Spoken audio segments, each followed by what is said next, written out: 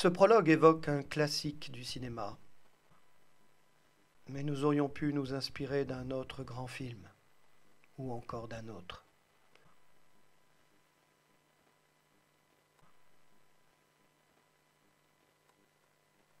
Souvent la fiction anticipe la réalité.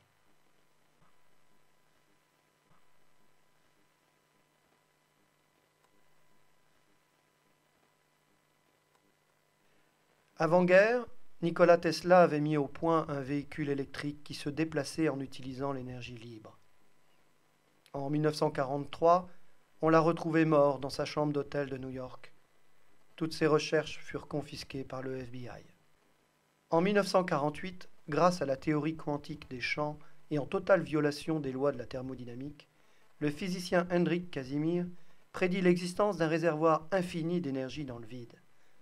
En 1958, une première preuve expérimentale de la validité de cette théorie est apportée. En 1997, Spartney puis Lamoureux réalisent l'expérimentation qui valide scientifiquement l'effet Casimir. Travaillant sur un procédé de chauffage, un chercheur ardéchois autodidacte, Jean-Christophe Dumas, a exploré cet effet en relation avec la résonance de l'eau. Il découvre un procédé générateur spontané de vapeur aux caractéristiques singulières. Ça consiste en quoi? Une sphère, on peut le toucher? Oui, oui, oui. Je pense qu'il y a du refroidir. Voilà. Donc, Il y a une demi-sphère sur le haut, donc une sphère sur le bas, un mécanisme à l'intérieur de ma fabrication, d'accord. et le reste, c'est des supports et des raccordements électriques. Donc voilà, je vais le mettre dans un saladier en verre tout simple. Voilà. Donc il faut savoir que oui, il n'y a pas assez d'eau. Voilà, on y est. Et puis là, 115%, donc on est sur un rendement supérieur à 1, donc en parfaite contradiction avec les lois de la thermodynamique. Et si on coupe l'appareil? Ça arrête instantanément. Et l'eau? Et je vais débrancher. Donc l'appareil, il n'est pas chaud, hein. Il est même froid. Donc si l'appareil avait chauffé pour vaporiser l'eau, et il fume encore, hein, eh bien ma main resterait collée, parce qu'il aurait chauffé à plus de 200 degrés pour vaporiser de l'eau aussi vite. Et là, on peut aisément plonger sa main dans l'eau, elle est toujours froide. Donc on n'a dégagé aucune chaleur, on a vaporisé de l'eau instantanément, hein, et on peut la faire bouillir de la même façon si je laisse l'appareil d'une façon prolongée dans l'eau.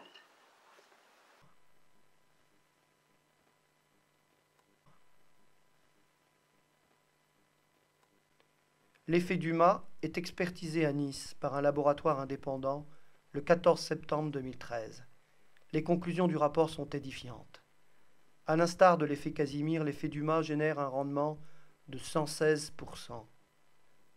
Pour la première fois, un procédé simple, facile à concevoir et très peu coûteux permet à tous un accès à l'énergie libre. Donc là voilà, c'est la conclusion du rapport d'expertise, hein. Je ne vais pas mettre tout le rapport qui est par terre, je vais mettre simplement la conclusion. Donc on a cassé la deuxième loi de la thermodynamique, la loi de la conservation de l'énergie. Maintenant je mets au défi n'importe quel physicien de démontrer le contraire.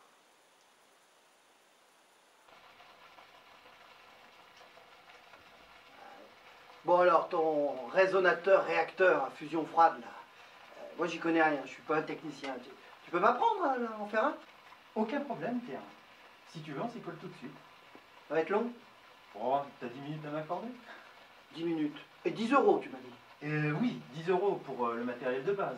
10 euros, 10 minutes, on y va. Alors Jean-Christophe, explique-nous comment on fabrique cet appareil.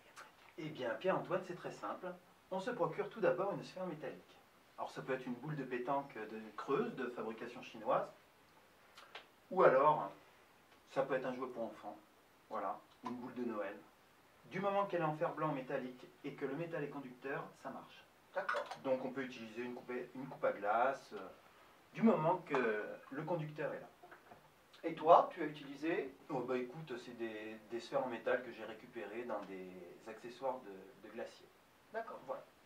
Donc j'en ai soudé deux ensemble Et j'en ai pris une troisième, donc, pour faire la coupelle supérieure, que j'ai percée avec des trous.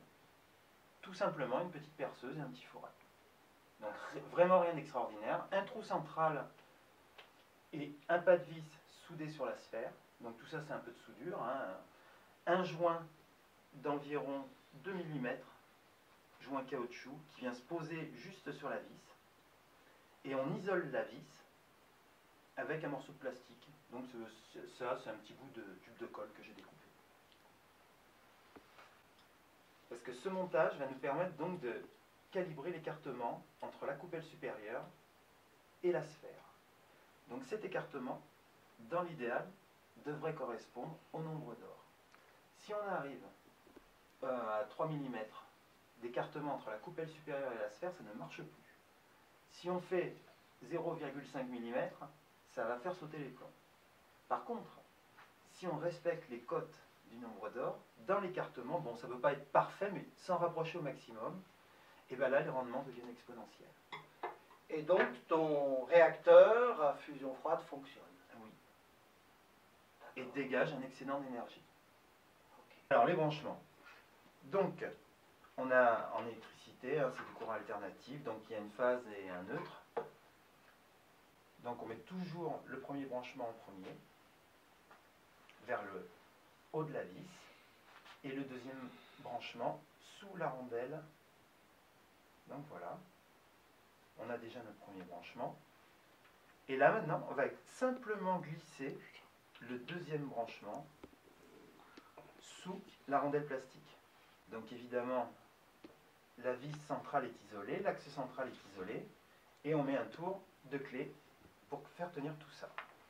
Donc ce qui me tient bien, on va serrer au maximum. Voilà. Et on vient de construire un réacteur à fusion froide. Donc on va vérifier les écartements, voir si tout va bien. Bon, c'est un petit peu bougé, c'est pas parfait. Dans l'idéal, de toute façon, tous ceux qui vont le monter, il y en a qui le font sûrement mieux que moi. Donc l'écartement est bon. Ce que je propose, c'est de prendre ce petit appareil qu'on vient de fabriquer en 10 minutes et de le tester. Eh ben, allez. Et voilà, ça marche. Voilà. Et alors, il y a un effet vibratoire. Et il y a un effet vibratoire. Voilà.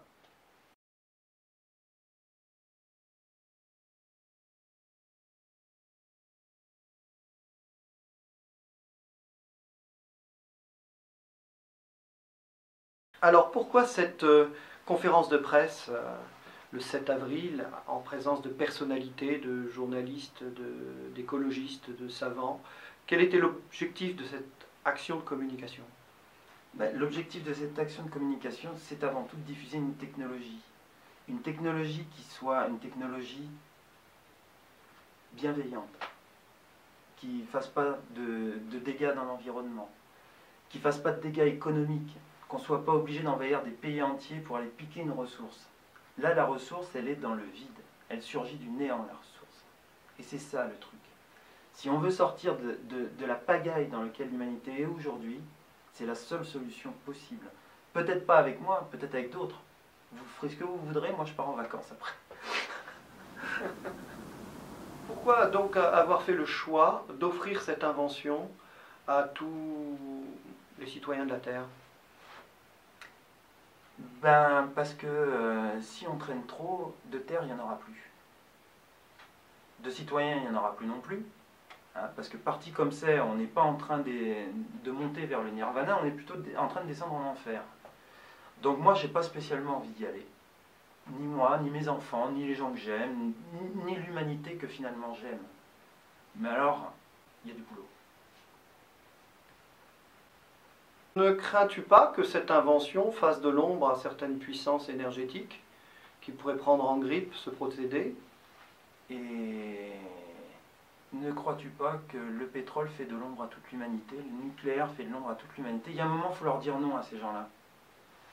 Moi, j'ai pas les moyens de leur dire non. Ce que je peux faire, c'est me mettre devant ma caméra et intellectuellement envoyer une idée. Parce que les idées, c'est à l'épreuve des balles. Ne crains-tu pas pour ta vie avec cette invention? Mais de toute façon, de vie, c'est qu'une question de temps, parce que on va vivre combien de temps, hein, jusqu'à ce qu'ils nous mettent une guerre, parce qu'on est trop nombreux. Donc ma vie, c'est qu'un compte à rebours vers l'inéluctable de toute façon. Donc je me fous éperdument, hein, de ce qu'ils peuvent me faire, éperdument. Il y a deux choses qui ne pourront pas me faire, c'est m'acheter et me faire peur. Merci Jean-Christophe. Merci à toi Pierre.